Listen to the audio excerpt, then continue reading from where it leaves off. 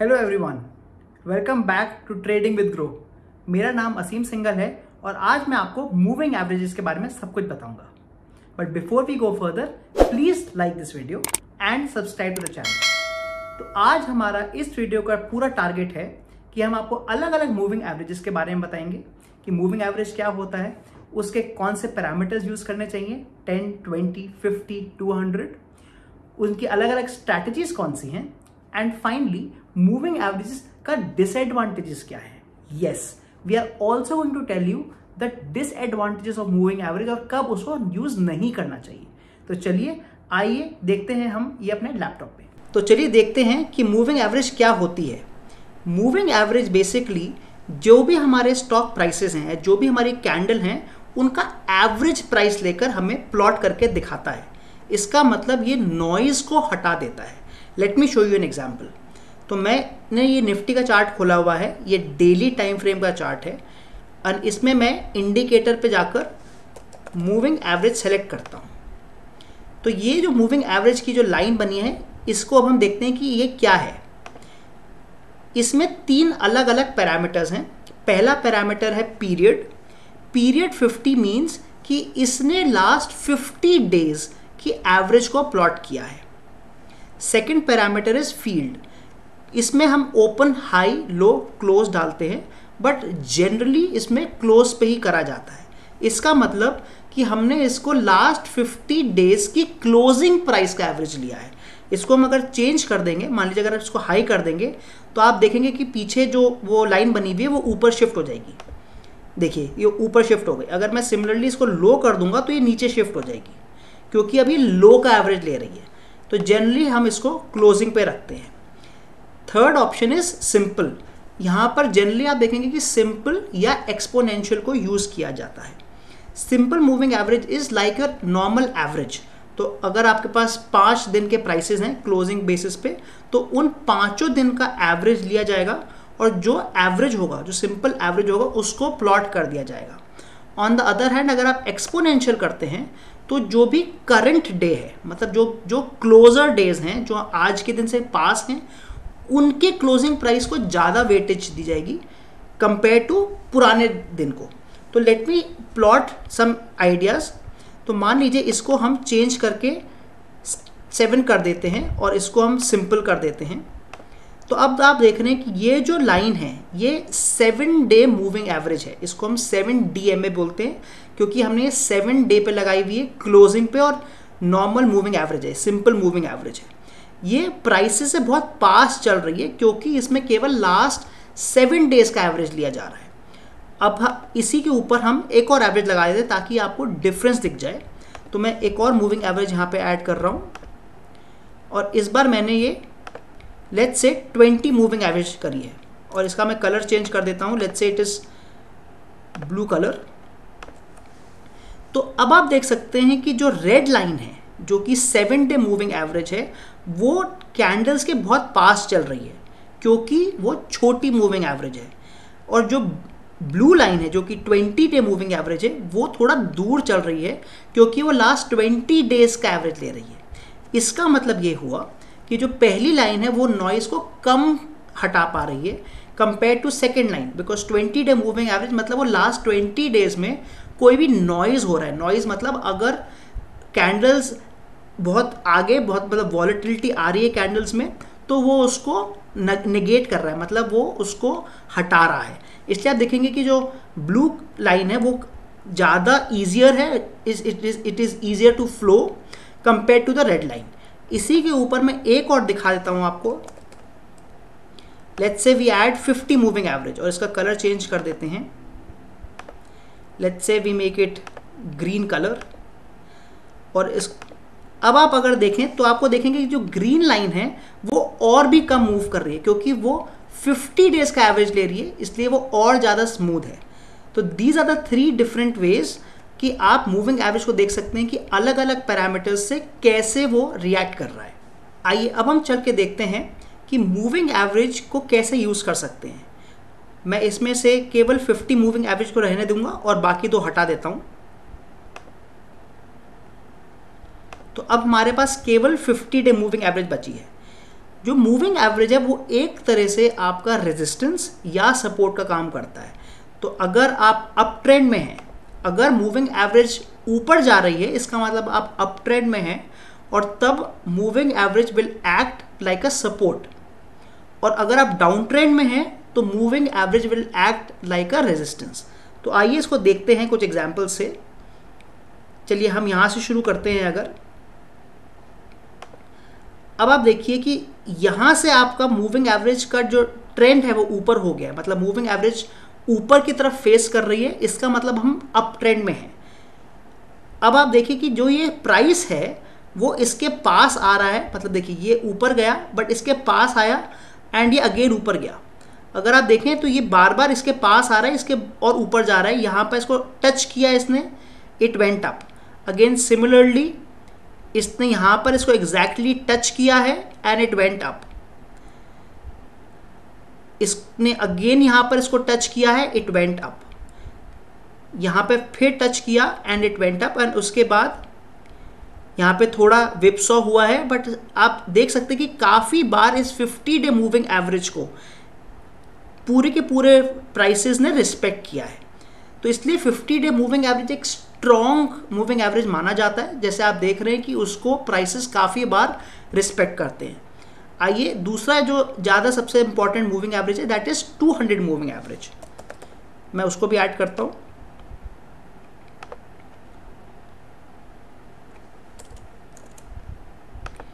To 200 moving average को बहुत ही important moving average माना जाता है, और ये माना जाता है कि अगर प्राइसेस आपके 200 मूविंग एवरेज के ऊपर हैं तो आप अप ट्रेंड में हैं, और अगर प्राइसेस 200 मूविंग एवरेज के नीचे हैं तो आप डाउन ट्रेंड में हैं। This is specially in Nifty. तो अगर आप देखें, मैं थोड़ा पीछे ले जाता हूं कि अब हम 2020 के क्रैश पे आ गए हैं।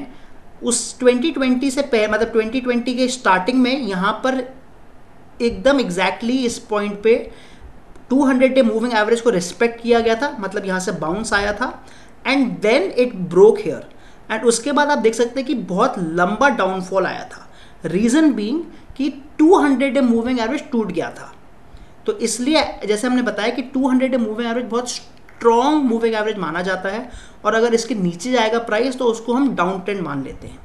अब हम देखते हैं कि जब ये प्राइसेस इसके ऊपर आए, this was the first time it came up. मैं आपको थोड़ा बड़ा कर देता हूँ।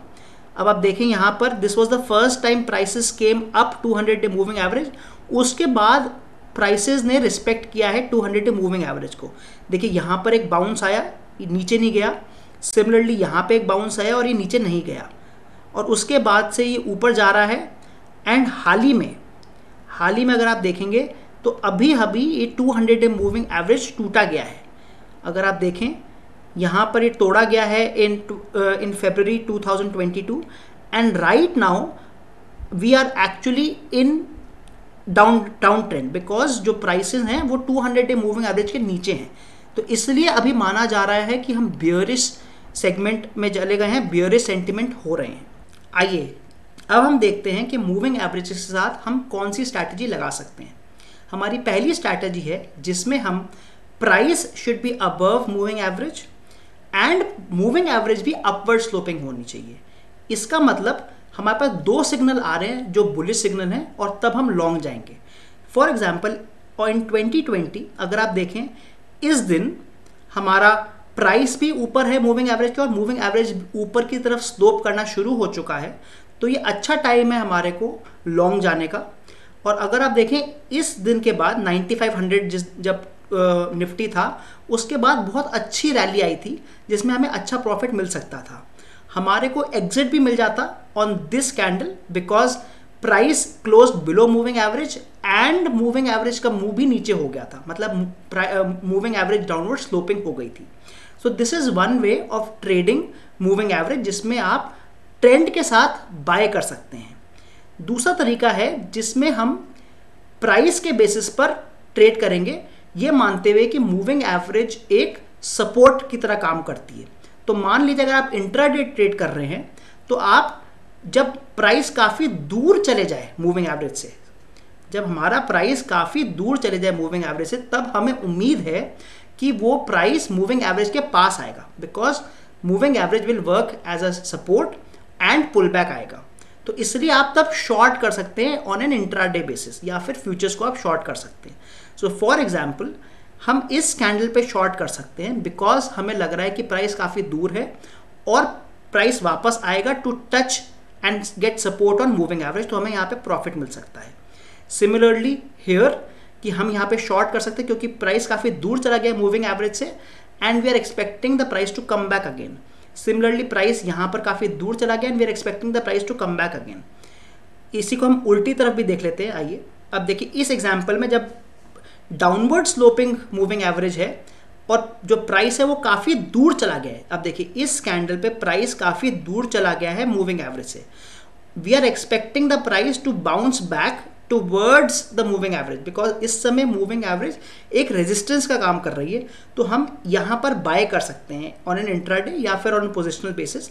हम यहाँ पे बाय कर सकते हैं because we are expecting the price to go up again, क्योंकि हमें ये लगता है कि प्राइस के पास जाएगा because price acts like a strong resistance. तो यहाँ पे अगर आप बाय करते तो आपको प्रॉफिट मिलता। सिमिलरली अगर आप यहाँ पर जो प्राइस है काफ़ी दूर आ गया है, आप बाय फिर कर सकते हैं बिकॉज हमें उम्मीद है कि प्राइस फिर से मूविंग एवरेज के पास जाएगा। So these are the two techniques based on prices जैसे आप मूविंग एवरेज को ट्रेड कर सकते हैं। One more way to trade moving average is called golden crossover. इसमें क्या होता है कि हम दो मूविंग एवरेज के क्रॉसओवर के बेसिस पे ट्रेड करते हैं।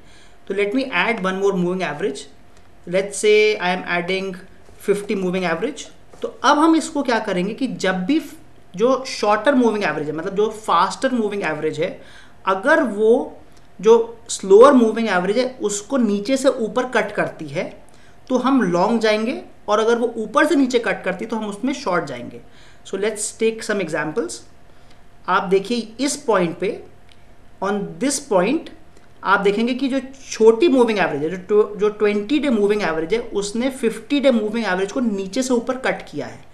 This gives us an indication कि अब मार्केट लॉन्ग जाएगा या अब मार्केट बुलिश होगा। तो हम यहाँ पर बाय कर सकते हैं एंड हम इसमें तब तक बाय पे रहेंगे जब तक ये ग्रीन लाइन, मतलब जो 20 डे मूविंग एवरेज है, वो 50 डे को ऊपर से नीचे नहीं काट देती। So we would have been long on this level जो करीब 14,900 का लेवल है, एंड हम इसमें काफ़ी दिन तक लॉन्ग रहते टिल दिस पॉइंट। देखिए यहाँ पर हम शॉर्ट हमें एग्जिट मिल जाता क्योंकि 20 डे मूविंग एवरेज ने 50 डे मूविंग एवरेज को तोड़ दिया है, जहाँ पर हमारा प्राइस था 17,500। तो आप देख सकते हैं कि हमें 2-3 हज़ार पॉइंट की रैली मिल जाती है अगर हम मूविंग एवरेजेस को लॉन्ग टर्म्स में ट्रेड करते हैं। Similarly let's see one more example. आप देख सकते हैं कि इस पॉइंट पे हमारा जो प्राइस है, जो हमारी लाइन है, वो ऊपर शिफ्ट हो गई है फिर से। 20 डे मूविंग एवरेज ने 50 डे मूविंग एवरेज को नीचे से ऊपर काटा है, तो हम यहाँ लॉन्ग जा सकते थे। बट इन दिस केस हम लोग को इसमें स्टॉप लॉस मिल जाता क्योंकि हम लोग हाई पे बाय कर रहे थे और हमारा जो लो पे हमारे को सेल करना पड़ता। तो दीज आर द प्लेसेस जहां पर मूविंग एवरेजेस काम नहीं आते, जो कि हमने स्टार्टिंग ऑफ द वीडियो आपको बताया था कि there are few places where moving averages do not work, which is very sideways market, या फिर जो हम कहते हैं चॉपी मार्केट। इस तरह के मार्केट जब होते हैं, जब प्राइसेस का कोई ट्रेंड नहीं मिल पाता या फिर जब वो ऊपर या नीचे दोनों तरफ हिलते रहते हैं, तब मूविंग एवरेजेस आपको काफ़ी लॉस दे सकते हैं। जैसे हमने ये एग्जांपल लिया कि इस समय हम लोग को बाय मिल जाता बहुत ऊपर और हम लोग को जब एग्जिट मिलती तो हमारा लॉस होता। सिमिलरली लेट्स सी हियर कि हम लोग को यहाँ पर बाय तो मिल जाता यहाँ पर बिकॉज गोल्डन क्रॉसओवर हुआ है, बट आप जैसे देख सकते हैं कि ये नीचे की तरफ जा रहा है और इसमें हमें फिर से लॉस होता।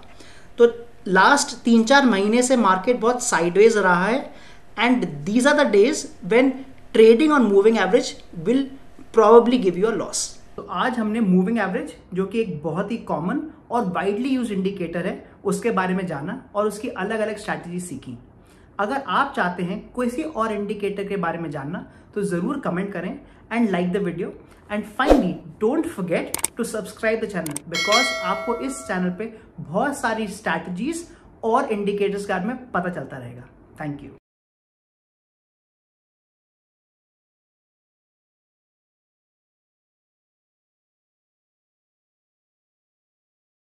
Investment in securities market are subject to market risks. Read all the related documents carefully before investing. Please read the risk disclosure documents carefully before investing in equity shares, derivatives, mutual fund, and or other instruments traded on the stock exchanges.